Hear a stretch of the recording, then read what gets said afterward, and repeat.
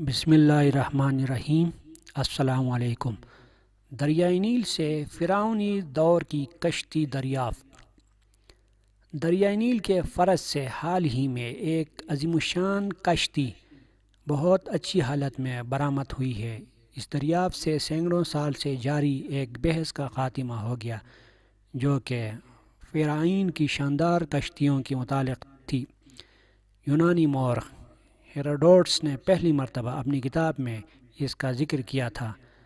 Histories نامی یہ کتاب 450 قبل مسیح میں منظر عام پر آئی تھی۔ اس نے اہرام کے متعلق لکھا تھا کہ انہیں جوڑنے والے پتھروں کے درمیان بال برابر بھی فرق نہیں، اور جب دوپہر میں ان پر دھوپ پڑتی ہے تو اہرام سے منعکس ہو کر ایک روشن منظر بناتی ہے جسے دیکھ کر ہوش اڑ جاتے ہیں۔ ہیروڈوٹس نے مصر کی سیر میں یہ بھی کہا تھا کہ اس نے بارس نامی ایک بہت بڑی کشتی دیکھی جس میں لوگ اپنے سامان سمیت ایک جگہ سے دوسری جگہ جایا کرتے تھے۔ تاہم ماہرین کو اس کے ثبوت کی تلاش تھی اور نئی دریافت سے ہیروڈوٹس کے بیان کی تصدیق ہوئی۔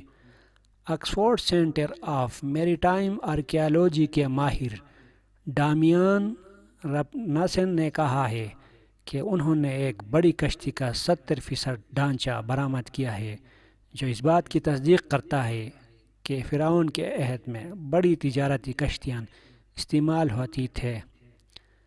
سال 2013 عیسوی میں روسی اکادمی برائے سائنسی وابستہ مصری علوم کے ماہر الیگزینڈر بیلو نے کہا تھا کہ کشتیوں کو یا تو اینٹوں سے بنایا جاتا تھا یا ان پر اینٹوں جیسی ساخت نمایاں تھی۔ اب ماہرین کو دریائے نیل سے ایک ٹوٹی پھوٹی کشتی ملی ہے جسے ماہرین نے شپ 17 کا نام دیا ہے، جس کی لمبائی 27 میٹر ہے۔